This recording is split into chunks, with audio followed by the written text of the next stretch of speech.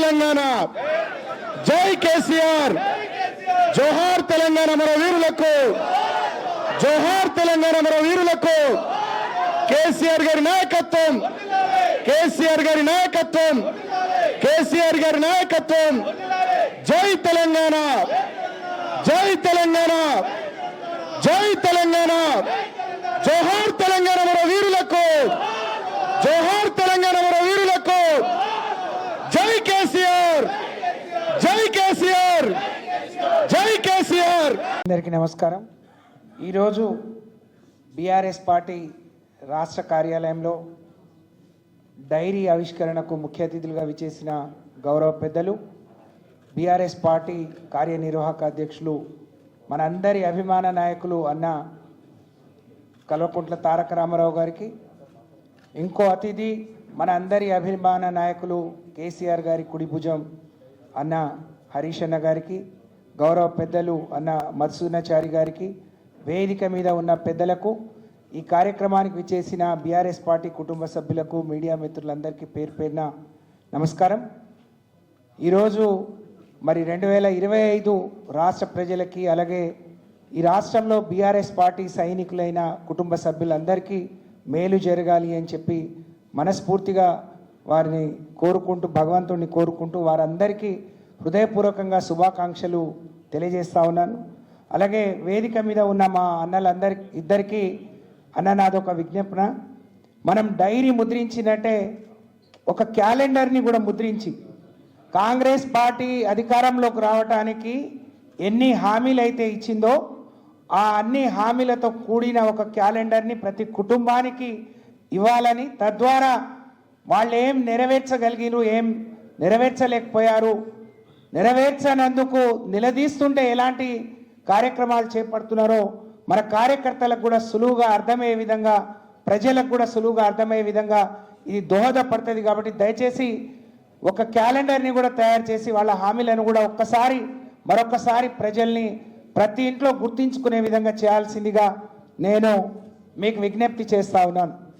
మనం అందరం కూడా చూస్తూ ఉన్నాం, ఏదైనా అవకాశం వస్తే మరి ప్రజలకు ఏ విధంగా మేలు చేయాలి, రాష్ట్రాన్ని ఏ విధంగా అభివృద్ధి చేయాలి, రాష్ట్రానికి ఏ విధంగా మంచి పేరు తీసుకురావాలని ఒక ముఖ్యమంత్రి కానీ మంత్రులు ఆలోచిస్తూ ఉంటారు. కానీ వాళ్ళున్న ముఖ్యమంత్రి నిజంగా తెలంగాణ ప్రజలు చేసుకున్న దురదృష్టం, ఆయనకు ఈ రాష్ట్ర ప్రజల పట్ల ప్రేమ లేదు. మరి ఈ రాష్ట్రం నిన్న మొన్న మాట్లాడుతూ కూడా ఉద్యోగస్తులందరి గురించి మాట్లాడుతూ ఉమ్మడి ఆంధ్రప్రదేశ్లోనే ఉద్యోగులు బాగుండే మాట్లాడుతున్నాడంటే మరి ఆయన ఎంత తెలంగాణ ద్రోహియో ముఖ్యమంత్రి అయిన తర్వాత కూడా మనం అర్థం చేసుకోవాల్సిన అవసరం ఉంది. ఆ రోజు కేసీఆర్ గారు చావు నోట్లో తలపెట్టి తెలంగాణ కోసం కొట్లాడి తెలంగాణ జరుగుతున్న అన్యాయాన్ని మరి ప్రపంచానికి చాటి చెప్పి అందరినీ ఒకతాటి మీదకి తీసుకొచ్చి తెలంగాణను సాధించుకున్న తెలంగాణ, మరి సాధించిన ప్రగతి 10 ఏళ్లుగా ప్రతి వర్గానికి, ప్రతి కులానికి జరిగిన మేలు, ప్రతి పేదవాడి ముఖంలో చిరునవ్వు ఉండే విధంగా కేసీఆర్ గారు రచించిన సంక్షేమం, కేసీఆర్ గారు చేపట్టిన అభివృద్ధి, మరి ప్రజలకు పరిపాలన అందుబాటులో ఉండే విధంగా మరి ఏ విధంగా కార్యక్రమాలు శ్రీకారం చుట్టారో, అందరికంటే ఆకరణ ఏర్పడ్డ తెలంగాణ భారతదేశంలో ఏ విధంగా తలమానికంగా మరి నంబర్ 1గా వెలిగిందో మరి ప్రజలందరికీ తెలుసు. కానీ మరి పోయిన ఎన్నికలప్పుడు పెద్దలు మధుసూదనాచారి గారు అన్నట్టు అందరూ మార్పు అని అంటే ఇదేదో బ్రహ్మాండంగా ఉంటుంది, కేసీఆర్ గారు ఇచ్చింది చాలు కానీ ఇంకెక్కువ ఇస్తా అంటున్నాడు అని ప్రజలు కొంత భ్రమపడి మరి ఆ రోజు కాంగ్రెస్ పార్టీకి ఓట్లేస్తే జరిగిన నష్టాన్ని ఈరోజు గుర్తు చేసుకుంటా ఉన్నారు, జరిగిన మరి నష్టాన్ని ఈరోజు బాధపడతా ఉన్నారు. మరి ఆ రోజు ఒక పొరపాటు జరిగింది, తిరిగి దీన్ని ఏ విధంగా సరిదిద్దుకోవాలి, ఆ అవకాశం ఎంత తొందరగా వస్తుందా అని మరి ప్రజలందరూ ఎదురు చూస్తున్న పరిస్థితి మనం గ్రామాల్లో పోతే కనిపిస్తూ ఉంది. కొన్ని రోజులు నిశ్శబ్దంగా ఉన్నారు, కానీ ఈరోజు గ్రామాలకు పోతే ప్రతి ఒక్కరూ మీరు కష్టపడండి, మేము మీకు తోడుగా ఉంటాం, తిరిగి కేసీఆర్ గారిని ముఖ్యమంత్రి చేసుకుందాం, దానికి మా సహకారం, మా వంతు పాత్ర కూడా మేము పోషిస్తామని కార్యకర్తలు నాయకులకు నమ్మకాన్ని విశ్వాసాన్ని కల్పించే పరిస్థితి ఈరోజు ఉంది. దానికి తగినట్టు బీఆర్ఎస్ పార్టీ కార్యకర్తలుగా అన్నట్టు 2025లో మరి మనమందరం కూడా సైనికులుగా మన నాయకులను కాపాడుతూనే ఈ పార్టీని పటిష్టం చేయటానికి ఆ రోజు కేసీఆర్ గారు అమలు చేసిన సంక్షేమాన్ని ఈరోజు కాంగ్రెస్ పార్టీ ఇచ్చిన హామీలు ప్రజలకు చేరవేసే క్రమంలో వారధులుగా మనమందరం కూడా కష్టపడదాం.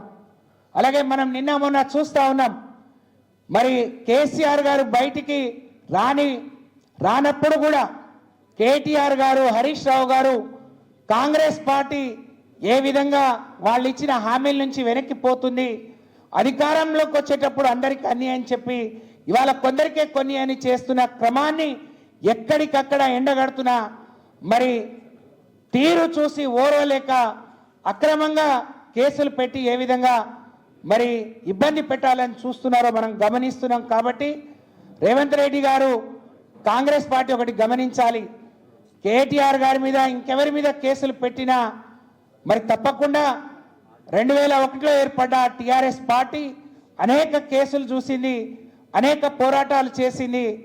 తిరిగి తలెత్తుకొని మరి ఆ రోజు తెలంగాణ మీ మెడలు వంచి తెలంగాణ సాధించిన చరిత్ర కేసీఆర్ గారిది. ఈరోజున్న బీఆర్ఎస్ అయితే తప్పని పరిస్థితిలో మరి ఈరోజు మీరు మరి కేటీఆర్ గారి మీద కానీ నాయకుల మీద అక్రమంగా కేసులు పెట్టే ప్రయత్నం చేస్తున్నారు.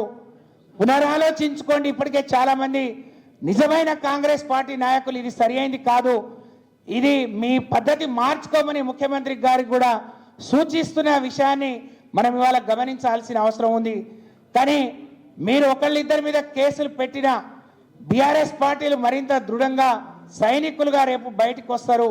కానీ దీనికి కాంగ్రెస్ పార్టీ భారీ మూల్యాన్ని చెల్లించుకోవాల్సిన అవసరం ఉందనే విషయాన్ని గమనంలోకి పెట్టుకునే ముందుకు పోవాలి కాంగ్రెస్ పార్టీ వాళ్ళని చెప్పి నేను ఈ సందర్భంగా తెలియజేస్తూ, మన మీద ఈరోజు ఒక ప్రధానమైన బాధ్యత ఉంది. ప్రధాన ప్రతిపక్షంగా ప్రజలకు వాళ్ళు ఇచ్చిన హామీలన్నీ అమలయ్యే విధంగా, అలాగే ఈ పార్టీని పటిష్టం చేసే విధంగా మనమందరం కూడా సైనికులుగా మరింత దృఢంగా తయారై ఈ పార్టీని నాయకుడిని కాపాడుకోవాల్సిన అవసరం ఉంది అని చెప్పి అందరికి కూడా ఈ వేదిక నుంచి తెలియజేసుకుంటూ నాకు అవకాశం ఇచ్చిన పెద్దలకు ధన్యవాదాలు తెలియజేస్తూ సెలవు.